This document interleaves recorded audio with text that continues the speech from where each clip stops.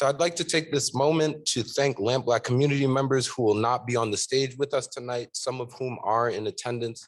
Feel free to stand up if you are here. We appreciate you. If you don't want to, that's fine too. It seems you like to remain anonymous. So thank you, Zeus and Naturius, for leading our Lit Lantern reading series. Thank you, James, Evan, and Shara for launching our inaugural workshops this past summer. Thank you, Martina, for copy editing and all of your legal acumen. Thank you, Jason, for hosting our Azuli event and continuing to push our community-led board. Thank you, Ananda, for getting us organized. Nicholas for planning a festival that became a panel and a reading. That is now this, so thank you, Nicholas.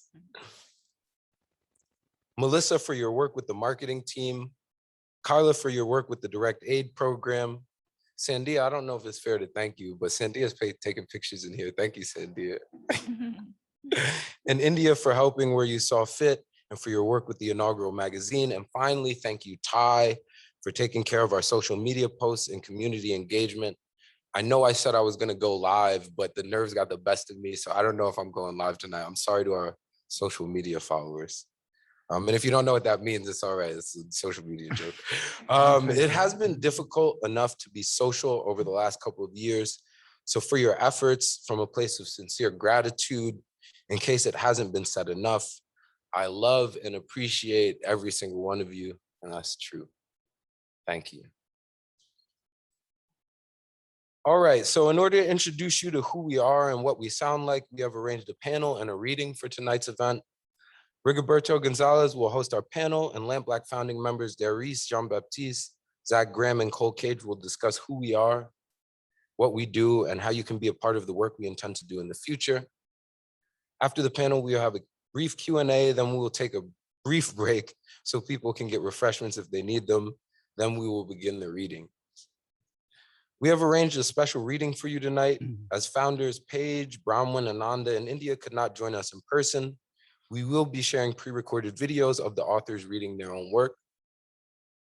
The only writer who will be reading in person tonight is Cheswayo Ponza. He will be selecting works from his collection, The Reinhardt Frames, which is available in the bookstore, as well as the first work in the Lampblack Founders issue entitled It Is Time for Ross the Exhorter to Become Ross the Destroyer. Thank you, Cheswayo, for that. And thank you to all our readers, especially if you're out there virtually. Good to see you. After the reading is over, feel free to hang out with us in the auditorium.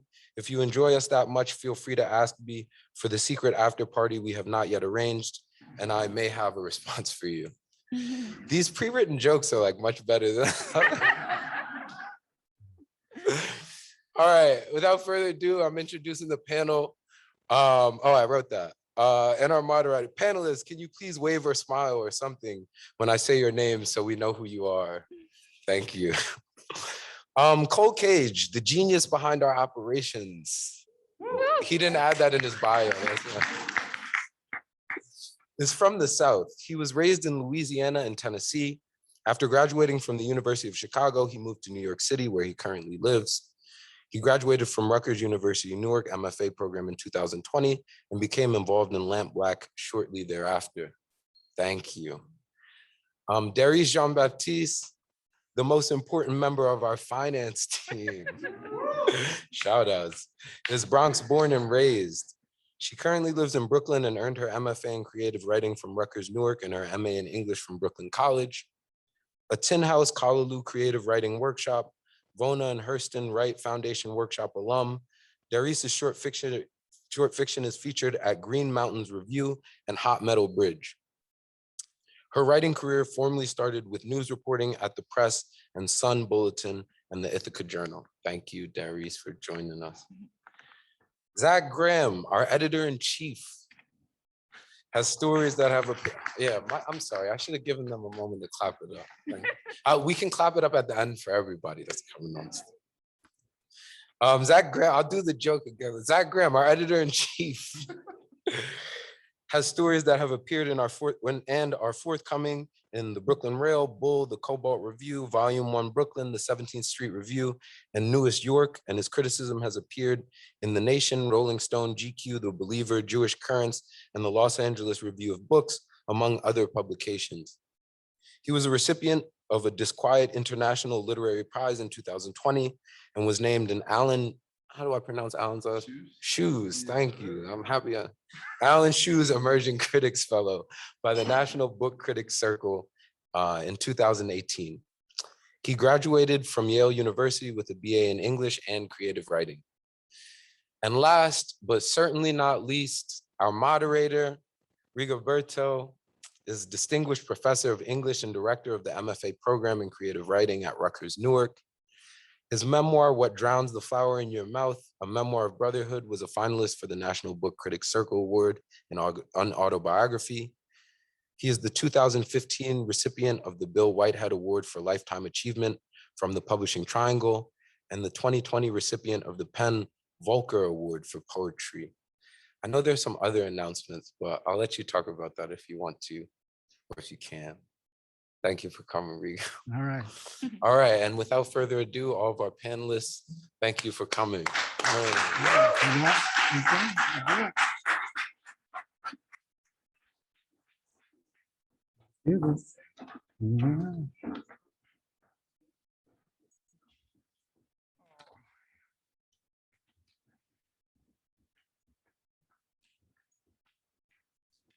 All right, welcome.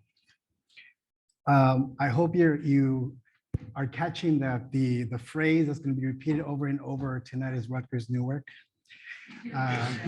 So much of this talent has really came together as a community at Rutgers Newark, and I'm glad to see that after the MFA, there is not only a life, but also a professional path.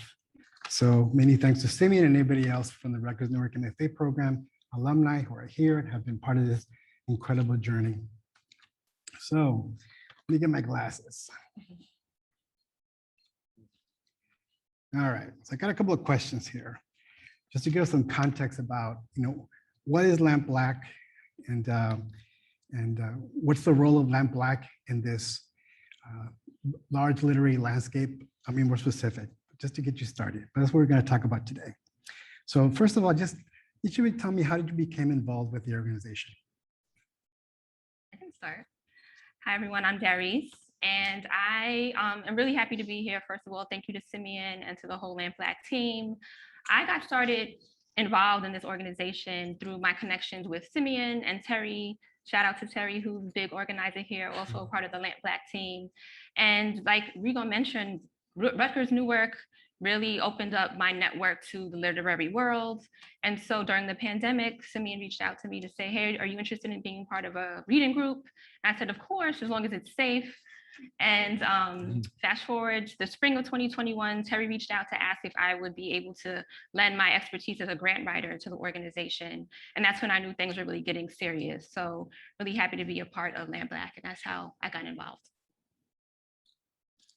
Yeah, similarly, my involvement with the organization began with my good friend Simeon, who told me he wanted to start an organization that specifically advanced Black writers and the Black literary community around the world, which I thought was, I'd never heard of an organization that fully did that, that was started in this day and age. And I told him that I really was interested in being involved in any kind of publication. He then in turn asked me to be one of the editors of the magazine, which was a really amazing experience working with Grace and Cole and all of the community. And it was really eye-opening to see the kind of amazing work that 21 writers from all over the world, all who identify as Black, could, come together to produce. So that was my experience. Yeah, I think a big surprise, my involvement with the organization also started with Simeon.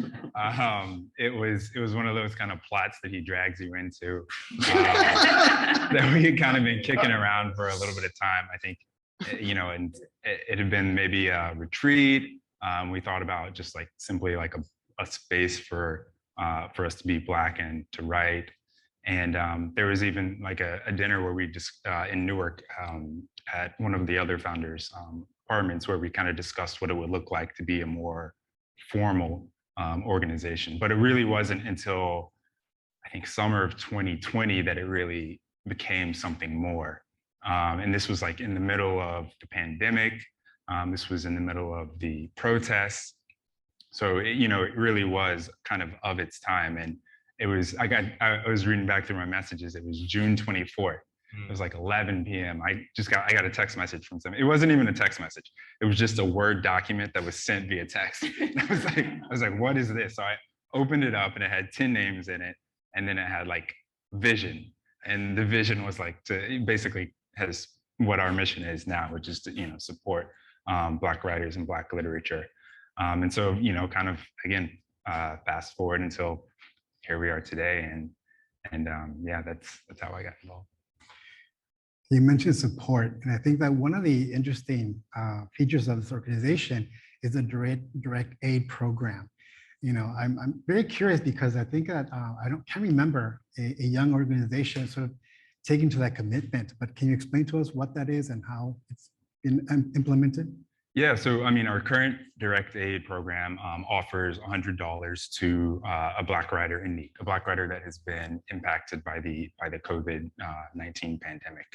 And we launched in April of 2020, April of this year, giving out aid every week. And I think, why is a literary organization kind of involved in direct aid is a good question. I think as writers, I like to think of literature in a framework of need. Writers need to write. Readers are in search of that, that specific phrase that is really meaningful to them. So I think we all have a sensitivity to need, and we have a compulsion to fill that need. And I think that's what we recognize in our own community. There was need for Black writers. There was economic need for Black writers. I think this was also around the same time that the Publishing Paid Me kind of Twitter thing was going on. And so we thought that addressing economic need in these times was critical to what we wanted to do as a literary organization. That's terrific. And then, of course, if you're going to raise money, you got to have a good fundraiser. So tell me, what have been some of the challenges and benefits of being a new organization, a new institution seeking out, this kind of funding or any kind of funding? Yeah, so, like any organization, you have to ask for the money, right? And that's always a challenge, asking and just being prepared to get the no. But a lot of times you also get a yes. And so just putting ourselves out there has been there's been a lot of opportunity there. And we've been able to raise a lot of money this year, but certainly not enough to cover all of our expenses and all of our needs. And so we set a goal for $30,000 for next year so that we can pay our staff, so that we can continue with our direct aid program. And what we're really trying to do is invest in Black writers. So often what you find in the literary landscape is that folks work for free. They're trying to develop their resume and they're trying to get their foot in the door, but there's not always a stipend behind it. And so we really want to change that and really break the cycle of labor exploitation, especially around art. That's not something that we want to continue. And that's one of the ways that Lampblack is really innovating in this space. And there's a lot of opportunity here. I think that mutual aid is something that's really grown since the pandemic. And that is these are the steps that we're following in, especially at this time when we really want to change and shake up a lot of the things that we know aren't or haven't been really helpful to our communities. I'm glad to hear that, especially, that we have to be sensitive because, people of color, that's another issue. Even those opportunities to do things for free are not even there for many of us, right? So I'm glad that that's, so what kind of network are you working with in terms of how many roles are there in the organization? And how many more are you seeking out? Just kind of curious. Yeah, I mean, so as it currently exists, we think of ourselves more kind of as grassroots, where people kind of come into the organization and they fill in various roles. I think one thing that we've been going through is what is a community and what does it mean to be part of a community? Is the community purely the people who are involved in kind of like volunteering and day-to-day work, or is the community broader? Does it also encompass the people that, for example, receive direct aid, or the people that attend our reading series, or the people that are in our workshops? So those are all some of the questions we've kind of been going through. I think as we work to become a more formal organization, I think we are looking to kind of have a couple key quote unquote staff roles that are part of the organization that will help kind of with daily operations and things like that. Yeah, because if you don't pay somebody, they don't stick around, you know. Love can only take you so far, you know. You know, flowers say hello, but you know, cash says it best. So tell me, Zach, I want to ask you about the, you know, placing this organization in a kind of context. You know, what kind of lineages, what was out there? Who were the role models for an organization like this? I mean, part of what really attracted me to working with Lampblack and being a part of this community was that like the magazine was almost like, I don't want to say the least important or the less important, but it was something on the side. It was something that was a vehicle to spread the larger message of the direct aid program, of the free writing workshops, of like the reading series. You know, the whole organization is so complicated and so sort of like dynamic in the way that it all interacts, that the magazine was just like one piece of it. But in terms of the publication history, you know, there was a big boom of Black only literary or like literary magazines that promoted Black writers in the 60s and 70s during the Cultural Revolution, both in the United States and in the African continent, like Transition or Black Orpheus in the African continent, which was then adopted by Skip Gates, now run out of Harvard.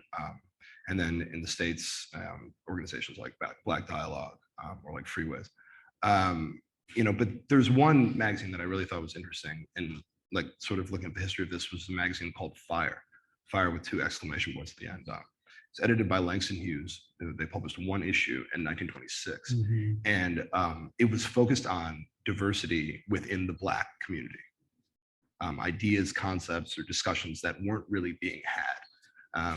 They were exploring things like, you know, queerness, bisexuality, you know, like prostitution, interraciality, intra-racial racism, like, you know, sort of taboo issues of the Black community that weren't really discussed. And they were doing that in an effort to try to create a more wholesome or fulsome dimensionality of like, what is a Black writer and what is Black writing?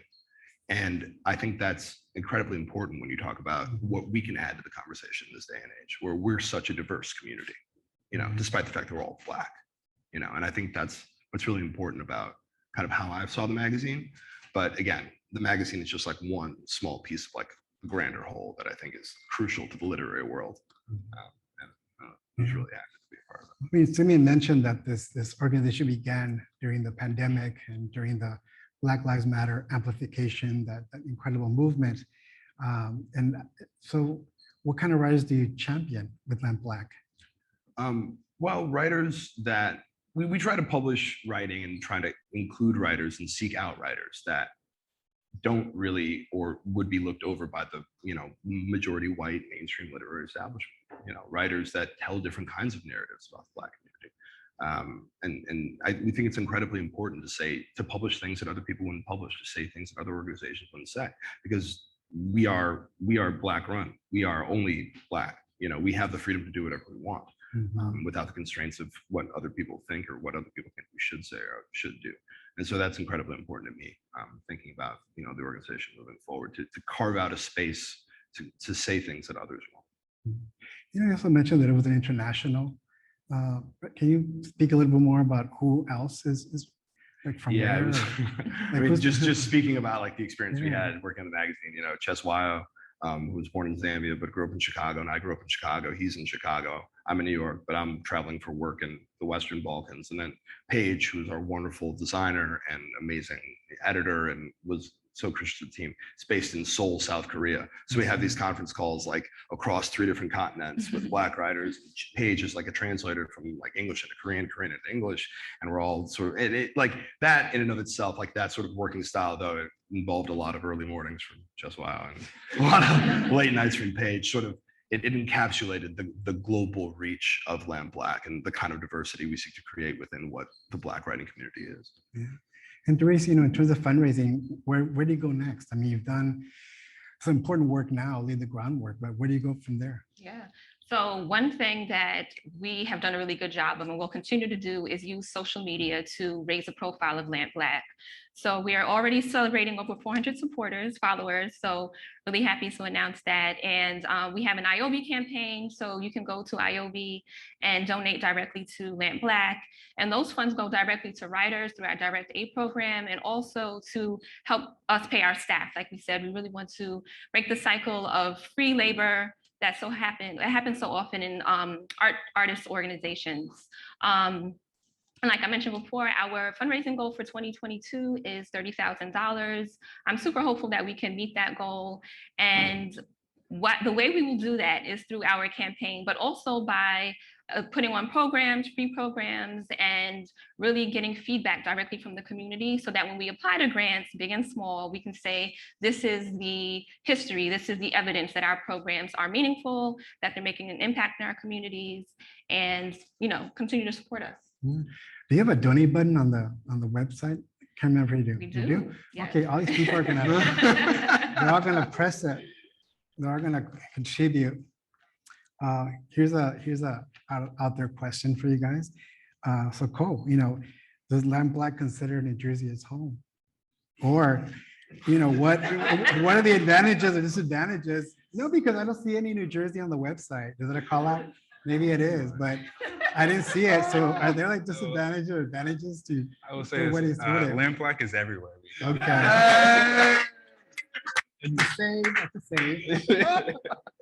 Yeah. But I mean, yeah, so many people who are part of the Lampblack community, participated in the Rutgers Newark MFA, and so it definitely has a critical and kind of important place in our hearts. Yeah, one of the when I found out about this organization and what your plans, and when I heard that you were to put together a journal, I thought, okay, well, that's how it falls apart.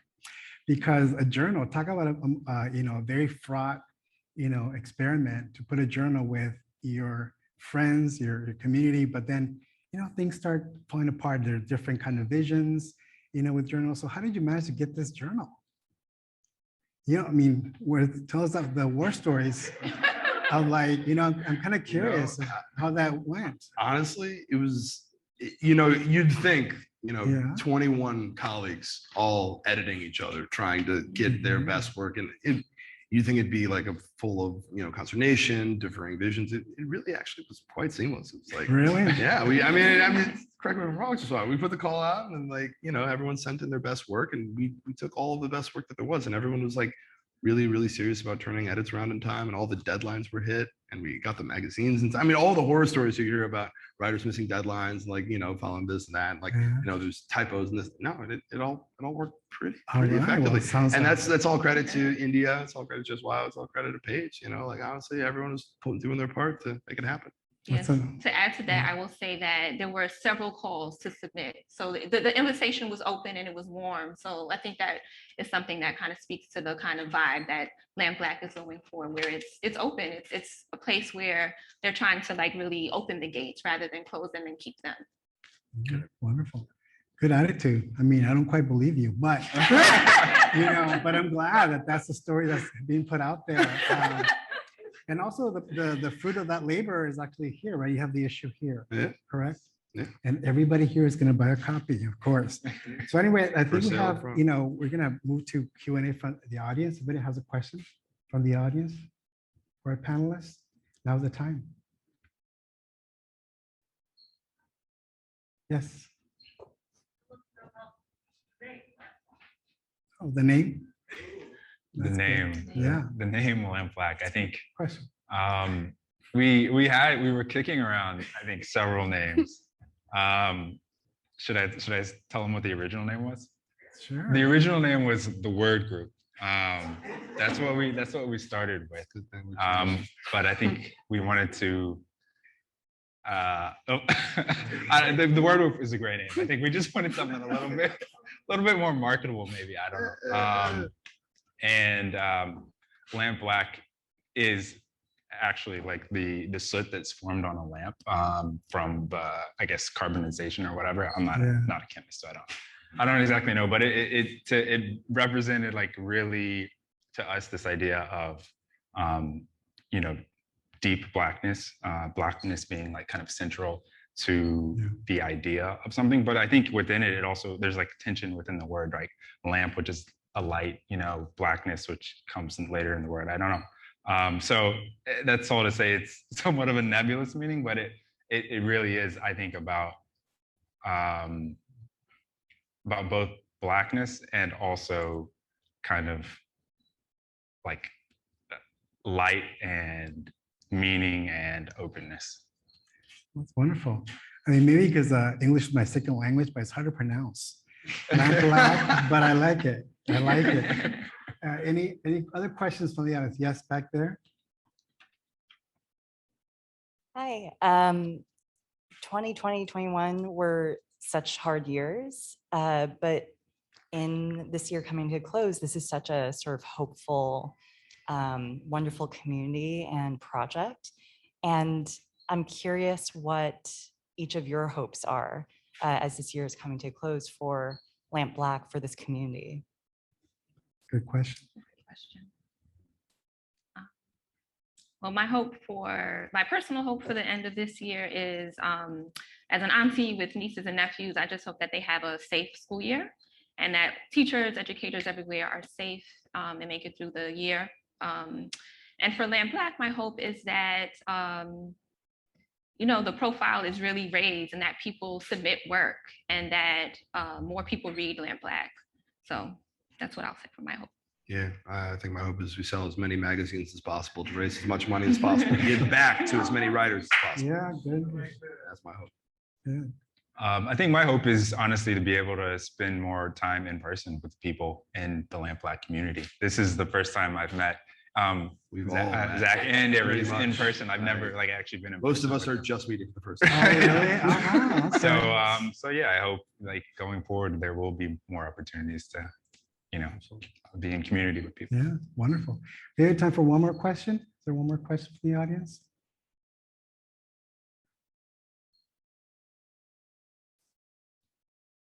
No? They're too busy thinking about oh, you have a question? Okay, right there. Yeah, right here. Coming at you. Thank you. I'm looking forward to buying the copy. I'm a big print person myself. I hail from print magazines, and I run a bookmobile now that puts books in people's hands, and there's a great community there and browsing open air style. So I'm curious about what you are thinking about in terms of producing a print magazine in today's day and age, and how that also might gel with an online community. You all met online, it seems like, or you all met sort of interactively online, especially as many of us are zoomed out right now. How can you create a hybrid model of a print magazine and an online community? And is any of the print going to spill over onto your website so that some of people who aren't able to get it in the Northeast are able to, discover and appreciate some of the writing that you're producing? Well, you can get on the website. So no matter where in the world you live, you can order it from our website and you can get it mailed to you, which is the one thing. But to your question, I think what's really awesome about Lampblack is that the virtual community is so strong outside of the magazine. We built the virtual community first, right? Direct Aid, Lit Lanterns, who does an amazing job highlighting, a Black writer in their book, and it's a virtual sort of book club plus. We've got these writing communities. We all met on Zoom. We all communicated on Zoom for a year plus prior to the launch of the magazine. We're really active on our amazing social media. He does an amazing job with that. So we have a really established virtual platform already. And now we're launching the magazine afterward. Yeah, some of the magazine content will be probably available on the website at some point, but right now we're focused on selling the physical copies until we reach a critical point at which we're going to convert some of the stuff to online material. But I think that's really unique. I don't know what the other panelists have to say. Yeah, I mean, it's grassroots, right? Down to the letter. Absolutely. Congratulations. So round of applause for Zach, Darice, and Cole. Good job, guys.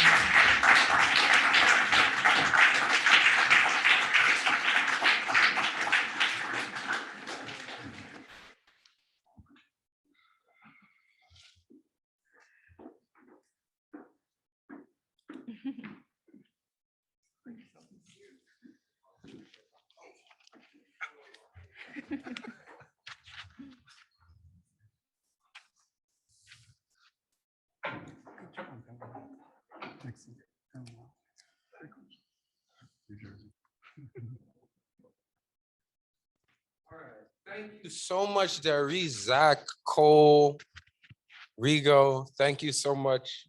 I told myself I wasn't gonna jump up on the panel and start talking. Well, I think we did a good job. I just remembered about the name. We also thought about naming ourselves Cabness, which is the last story in Gene Toomer's Cain. It's actually a play. That was another suggestion. And then Lampblack, which we settled on.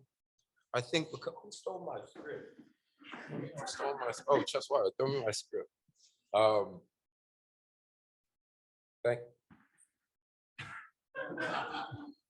Thank you, Cheswayo. Yeah, and then I think the name was suggested in a name. There were 10 names. And I think Lampblack was, before it was selected, somebody let us know that it was the first pigment that was used to mark paper, ancient papers, right? A carbon-based pigment. But then Cole, I think what ended up happening was we started to talk about all the things that it can mean, all the things that it can symbolize. And we found out that during the 1800s, during American chattel slavery, one of the signs that you were in a town where the Underground Railroad was also, was that the lanterns would be unlit. And this was a sign. So I think there was some lamping going on. There was some blacking going on. But at least for me personally, because I can't speak for 21 other people, but, you know, connotations and denotations, people, you know what I mean? I think I was very happy to be in a line with writing itself. And clearly the word black's in it, so there you go. No, it's important. Humor is a big part of Lampblack. Like everybody's trying to be serious right now, but we should invite you to some of those Sunday meetings. All right, well, I thought I was gonna be cool. That's what I was talking to Tia about. I thought I was gonna have like a break. I was gonna be like, go get a drink, come back. But it doesn't seem like we're doing that. It seems like we're gonna go directly into the reading, which is exciting for me. No, it's great. I think somebody ruined my Zoom joke. I had a Zoom joke that was about to come up. I'm like, oh, hello again. Thank you for staying. Thank you for staying. If you know anybody that left, please shame them for using, but nobody left, right? So none of this works.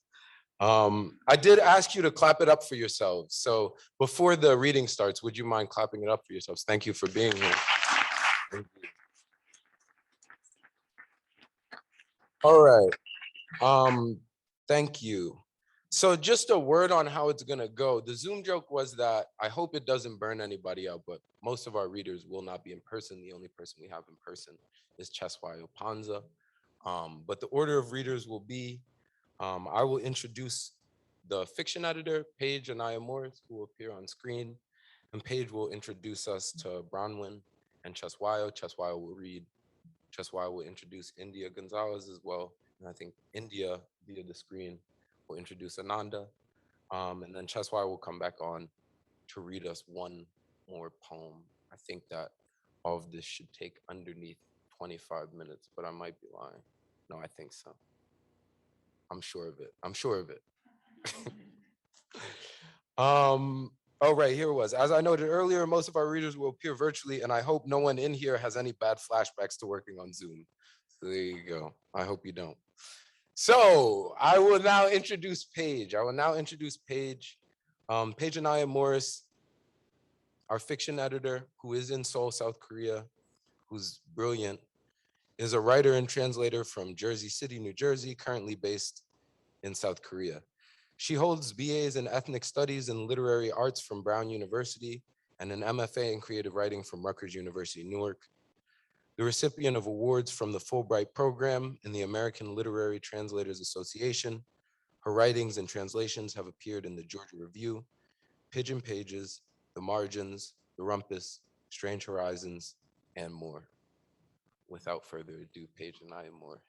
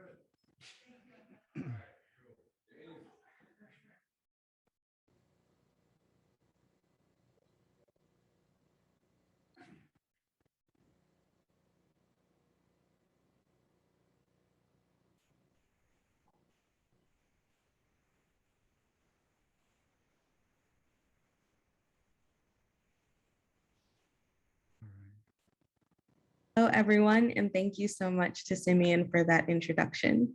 I'm joining you all from Incheon, South Korea to celebrate the launch of the Lampblack Founders issue. It's great to be there with you all in spirit and so exciting to know that this issue is finally in the hands and in front of the faces of readers around the country and around the world.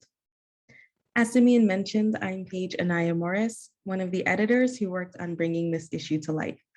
In fact, the entire editorial team dug deep into our respective closets and pulled on many, many hats in the process of making this issue happen. Some of our editors, including Cheswayo Ponza, generously contributed their gorgeous work for inclusion in the issue. In addition to lending a hand in editing the fantastic pieces that appear in the issue, I worked on its layout and design to make the finished book worthy of all the excellent work it contains. Fellow editor India Elena Gonzalez worked closely with the marketing team to get folks excited about this launch, and our editor-in-chief, Zach Graham, coordinated the printing and distribution to ensure the issues would reach you all tonight. In the spirit of Lampblack, the Founders issue was a community effort, and tonight is a cause for celebration. I'm excited to celebrate the work of Black writers at various ends of the African diaspora, covering a range of topics and themes in a collective of distinct yet harmonious voices. It's my honor to introduce the next two readers whose work appears in the Lampblack Founders issue. Cheswayo Ponza was born in Lusaka, Zambia, and raised in Chicago, Illinois. He earned a BA in English from Middlebury College. His work has been featured in New England Review, Vinyl, Prairie Schooner, Hayden's Ferry Review, and Rhino.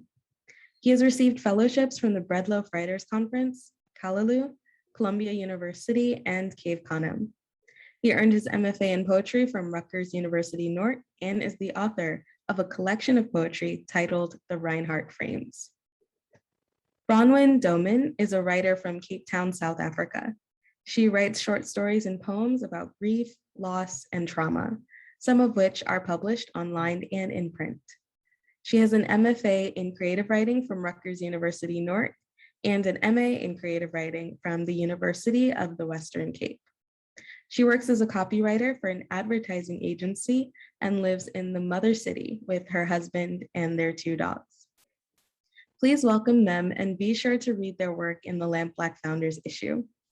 Thank you so much once again for supporting Black writers and for supporting Lampblack. Have a wonderful evening, everyone.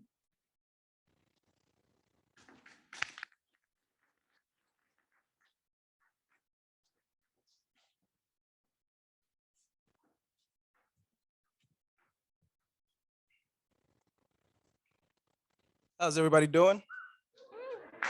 How's everybody doing? That sounds like Lampblack. This is the beautiful glossy magazine we have. So this is an interesting moment. This is the first time we are reading from Lampblack magazine. I'm gonna read the first poem from the magazine and a poem from my collection. The first poem is, "It is time for Russ the Exhorter to become Russ the Destroyer." And so many wounds I want to speak of that stalled this breath to slice size, the agony of rising and taking a cause, deciding that I stand for this, for that, this body of ventriloquist for race. I want to will an eclectic truth into the contemporary, a phantasmagoric fact about the ways in which we live, each other's skin a perfect backdrop to define the self. What have we arrived at aside from how we fade into each other's violence, our bodies' rage and consolation in contemplating its negative selves? Perhaps we go on like this, the infinite dialectics of our being. And so I arm myself with what I've always known. I contain wild multitudes, this eloquence of my tongue and body to penetrate into a wicked grammar of living. The next piece is Test of Cherry, which is a film by Abbas Kiarostami, the Iranian filmmaker, which came out in 1997. On a drive with Mr. Badi in his tan Land Rover, silence grazes our ears, leaving our mouths half open, our throats letting out small clearings. The roads ahead wind into Mobius strips, Mr. Badi's hands loosely grabbing the wheel. I look to the Rover's tinted windows, wondering if we appear like Schrodinger's cat to other drivers. But I know it is the ostrich syndrome holding my silence when he asked me to pour 20 spadefuls of earth on his body in a hole he dug. On the street, discreet as our intent, searching for Mr. Badi's perfect burial, the lakefront scent curls around us, retreating me to sore summers. The tension I developed against water after a friend drowned. A pack of boys tightly bound as a tin of sardines. The soda cans in brown paper bags we carried to give us the mysticism of winos. The weight of Slaughter and Son funeral home sign tugging at our collars. A death has occurred or is near. The brown and orange liquid we poured on fish combed by waves to shorelines, their bodies braised by seagull beaks, eyes sinking into their skulls. We stuffed half-lit loose cigarettes inside them so their musk would not offend our noses. I don't want to give you a gun to kill me. I'm giving you a spade, Mr. Badi says. Just pretend you're farming and I'm manure to spread at the foot of crops. We reach a stoplight. My eyes expand to the bus that ran over the neighbor's daughter. The mother running to scatter limbs, attempting to sew back the severed child. I stared in wonder, thinking it was possible. The city is a burial. Why do you choose to live? Thank you all.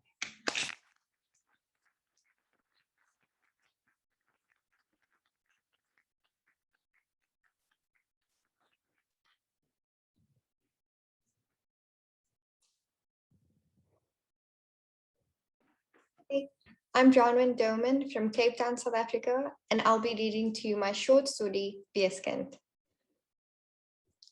When she was 5 years old, Kadden played dress up and put on her mother's lipstick.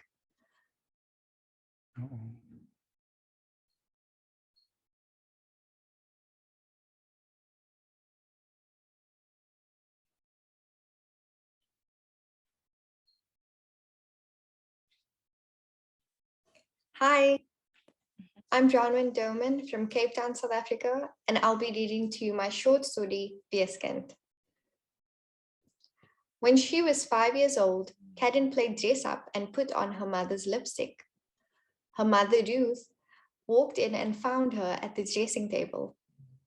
Look at me, Mommy, Kadden said, smiling with red lipstick on her teeth and all over her mouth. You've dirtied your face, her mother said, and look at those stains on your dress. Kadden looked down at the lipstick stains on her yellow dress. Her mother grabbed her by the hand and took her to the bathroom. She peeled off Kadden's dress and put it in the laundry basket. Then she grabbed some tissues and makeup remover from the medicine cabinet and carefully cleaned her daughter's face.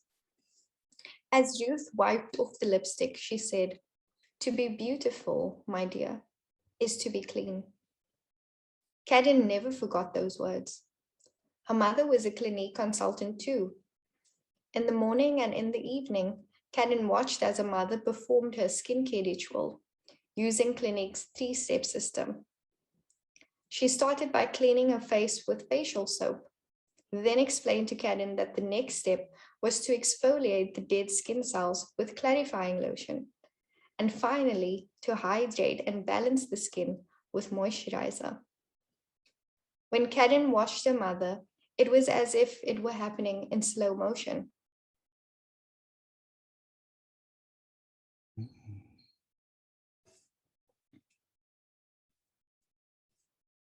Her mother said she loved Clinique because, unlike the other makeup brands, it focused on maintaining a clear and clean look. Her mother took her along to work one day, and Kadden was in awe of her mother and how she was able to charm every client that sat in her chair. All her clients seemed to love her. Everywhere they went, her mother was recognized and thanked for her service. Kadden wanted to be just like her. Before her mother died from kidney failure 6 months before Kadden completed her schooling, Kadden asked if she could study medicine and become a dermatologist instead of a Clinique consultant. "Where did you get that idea from?" said Ruth as she completed a skincare ritual. Well, my boyfriend suggested I'm your mother. I know what's best for you. Ruth took her by the shoulders and walked her over to the dressing table. Cadden sat down on the chair. She had a whole speech planned. She felt defeated by her mother's abrupt response. As they both looked at each other in the mirror, her mother smiled and continued. Look at you. Look at how beautiful you are. That clean and clear skin, it's made for the Clinique brand. If you start now, you can go so far in the company. But I think I really want to be a skin doctor, Cadden said, as she tried to swallow the lump in her throat. Cadden stopped on the shoulder of the road at the opposite side of the intersection. Benny ran over to her car. Who are those boys you stand with at the robot? She asked as she folded her arms and leaned against the car door. They're my friends, Benny said with a smile and turned to look in their direction. Where are you staying? Where do you sleep at night? She asked as she picked up her handbag. She removed a small plastic bag, a packet of wet wipes, hand sanitizer, and a set of purple latex gloves. There, he pointed to the bridge. Under the road, he said. Do you have any brothers or sisters? She stretched the gloves over her hands and reached out to grab his hand. He stepped back. No. Come here, she said and smiled. Let me clean your hands so I can give you nice food to eat. She gently took hold of his left hand and squirted sanitizer into his palm. She told him to rub his hands together. He giggled because it was cold and wet and then disappeared. Good boy, she smiled, looking down at him. After having used several wet wipes, she cleaned his hands until they looked good enough to eat with. Thank you.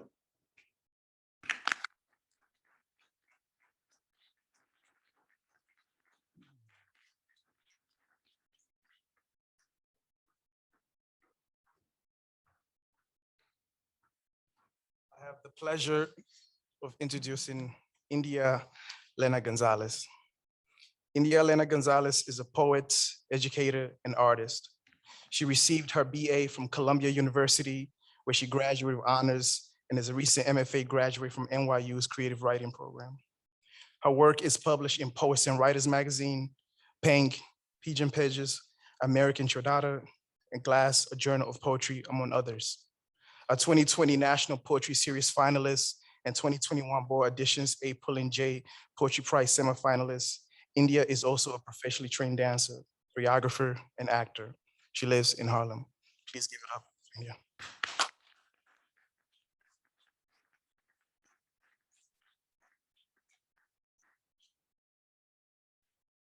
Hello, thank you for the introduction, Simeon, and I'm happy to follow Paige here. My name is India Lena Gonzalez, and as has already been mentioned, I was one of the editors for our beloved Founders issue. I have also been moonlighting as a member of the marketing team. They're very kind to me. As an editor, I had such a ball reading through all the pieces our members submitted to us and being able to edit a handful of them. The writers I had the pleasure of working with more directly were incredibly gracious and offered us work that is lively, innovative, and deeply heartfelt. Having joined the marketing team for the past couple of months, I can share that the group of individuals within that branch of the organization are so dedicated and technologically savvy. So a special shout out to Tyreek, Melissa, Bronwyn, and Simeon for all their hard work in helping us spread the good word. Our Lampblack Founders issue started with this very necessary idea of advancing the conversations around Blackness and its manifestations in literature. In this Founders issue and in our magazine issues to come, our aim is to engage with voices across the diaspora that show a wide range of possibility and creativity. We seek to extend, or rather amend, what Black writing can be, what it can look like, what it reads like, what it sounds like, and most importantly, what it feels like. We arrive here today standing on the shoulders of giants, as part of a historical legacy of Black literary magazines such as Fire, Black World, Freedom Ways, Challenge, and the Harlem Quarterly that have sought to disrupt the status quo with nothing more than what I can call sheer Black genius and will. I'll conclude by happily introducing my twin sister, Anandanayima Gonzalez. Ananda is a writer residing in Harlem, New York. She carries a BA and an MFA from Columbia University in poetry and fiction, respectively, and is currently at work on a collection of short stories. Her words have appeared in Bomb, McSweeney's, The Southern Review, and Catapult. Her work is finely tuned to the tender and brutal realities of humanity, feral and natural energies, and dreamscapes. Her mission is to honor the inherently sacred ritual of living. In addition to writing, she is also an accomplished dancer, choreographer, and filmmaker. I can vouch for her on all of that. So here's to all of our readers this evening. Cheers. Hi, everybody. Thank you, India, so much for that introduction. My name is Anandanayima Gonzalez, and this evening I'll be reading a short excerpt from my short story entitled Rules for Those Who Carry the Medicine, which appears, of course, in our founders issue. So please do go out and buy a copy or order online. So without further ado, here is my piece, Rules for Those Who Carry the Medicine. You already know the cosmos.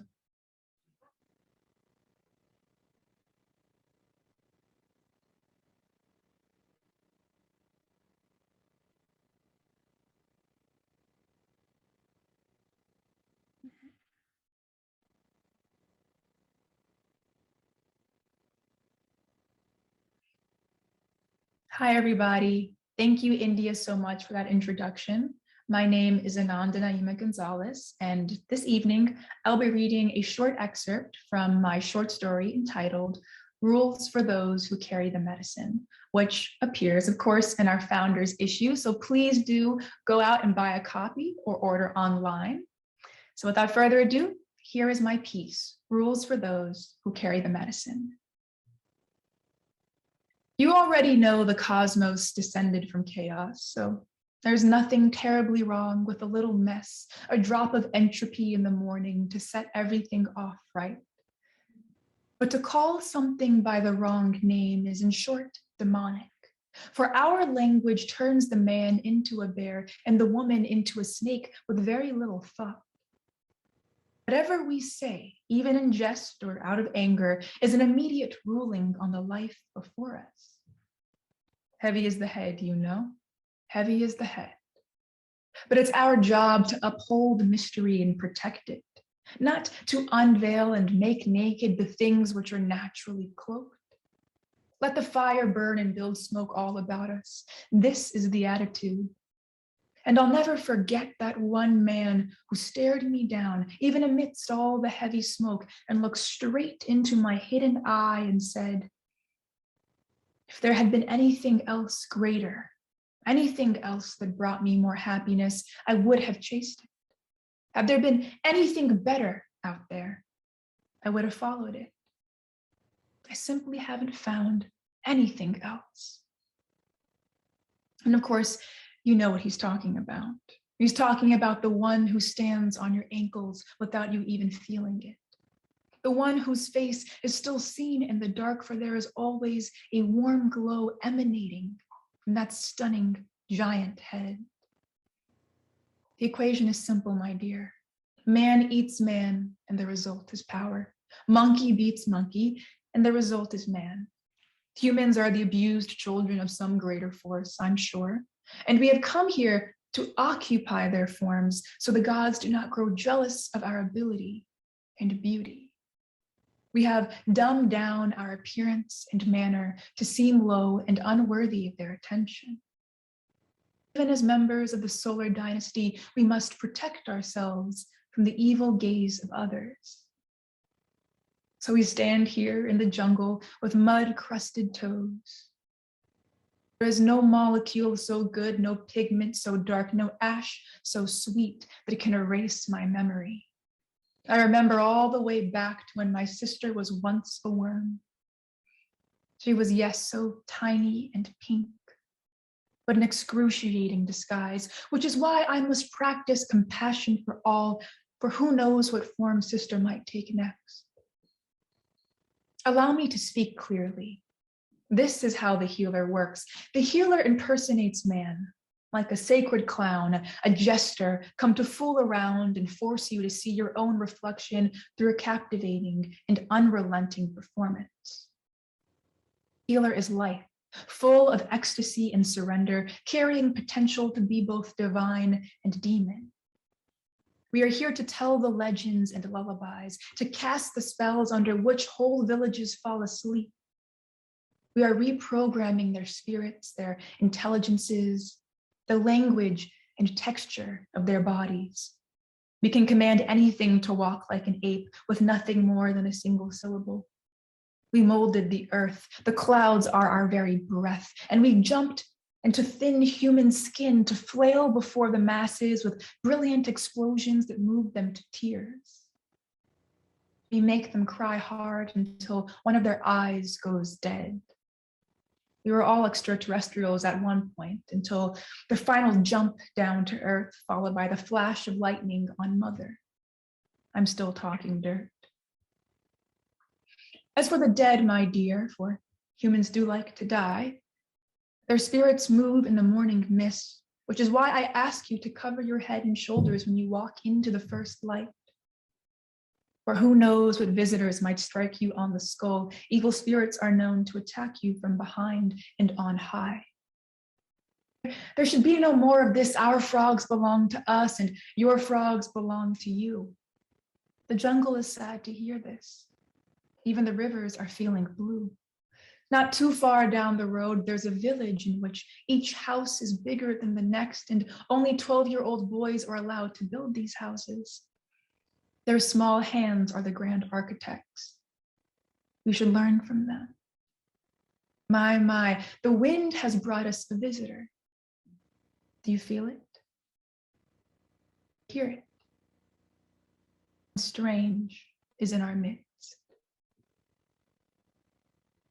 Thank you, everyone. I'm so happy to be part of this reading this evening. I hope you enjoy the rest of the night. And please, please, please go ahead and buy a copy of the Founders issue. I know you will not regret it.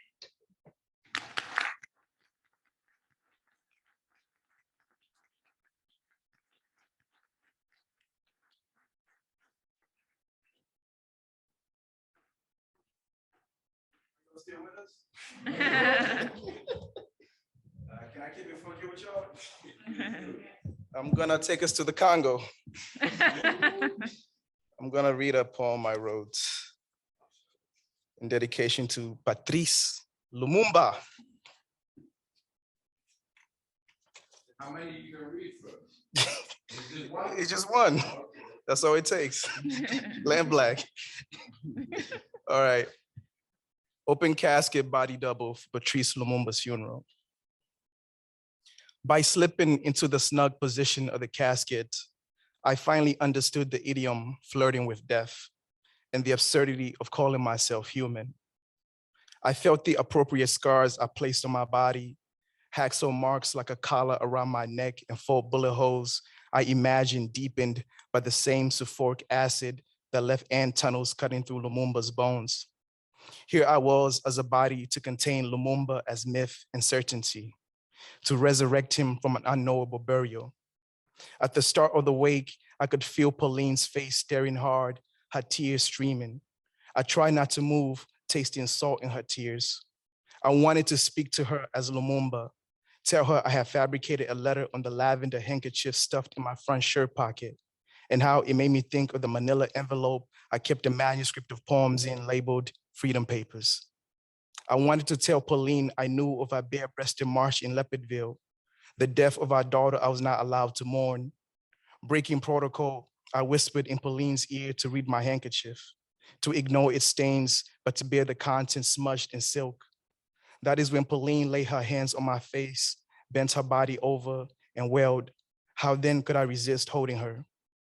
My beloved companion, I write you these words, not knowing whether you will receive them, when you will receive them, and whether I will still be alive when you read them.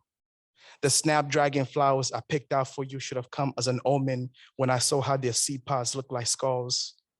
I write to you from the great beyond, Pauline. This letter, a small excerpt of my heart. You never knew about that night in Katanga. No one was to know of the firing squad, the axes gnashing through cartilage, cracking like dry wood, and the acidic bath to dissolve me. Foolish me who thought this body was not ephemeral for the Belgians. How I never learned to compromise with this existence as internecine. I write to you thinking of our youth, the tenderness that grips me when I help to put on your earrings, young lovers bruising each other's necks with kisses. Here I was thinking I was a monolith in the world, then in stumbles you, reducing me to my most ordinary. I was promenading in Kinshasa as Evolez, me selling bottles of La Pola in one hand, and years later drafting Le Fondamental. The drawn out echoes of our promises for this country, its right to an honorable life, to perfect dignity, to independence with no restrictions, the irreparable debt will forever be owed. Yes, I too made mistakes, the privations of my love I at times kept from you, which helped me understand what makes a man a dictator is the same as his need for freedom, a facsimile of that which has conquered him. I want our children whom I leave behind to be told that the future of the Congo is beautiful. All of these things I can't shake free, like who will water the garden, grease Julienne's scalp, and braid her hair into pigtails with neon pearls dangling. Do not weep for me, my companion. History will have its day one day. Thank you. Lampblack.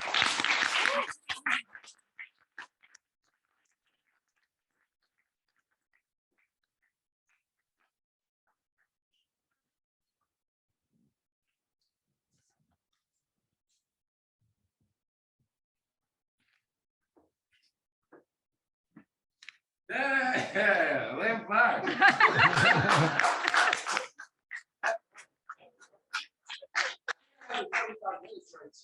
All jokes aside, I had goosebumps, but I guess I'm supposed to, right? I didn't think I would. This has been incredibly special. I just want to thank Darius again. I want to thank Cole again. I want to thank Zach again. I want to thank Rigo again for the incredibly thoughtful conversation. I want to thank all of our readers. I want to thank Paige, India, Bronwyn, Ananda, of course, Cheswayo. I thank Terry for organizing this event for us. An incredible job, sincerely. I want to thank James, who's in here. I just want to thank everybody's James for running our workshop. James personally helped me with this book of essays, so thank you, James. Incredible. Zeus is running our Lit Lantern series. We have another event. What's going on this week? That's right.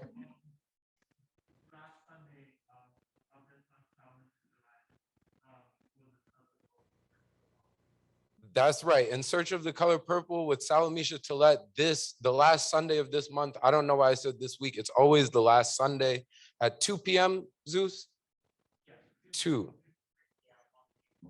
Beautiful. Thank you so much, Zeus. Thank you to everybody in Lampblack. My little sister's here. Thank you, Sydney. Good to see you. You know what I mean? And I do have some closing remarks. So here we go. We're gonna do this official. Thank you, Cheswayo. Damn. Can we please clap it up for our readers? Some of them are watching on the live stream, so they'll know if you're not clapping. Thank you.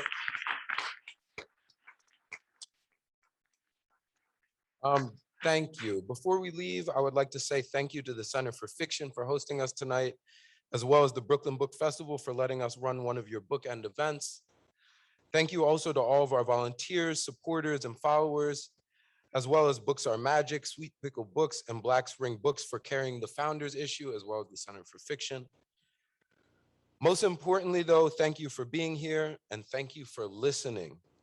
If you have not followed us on the interwebs, that is at lampblack_lit or lampblacklit.com.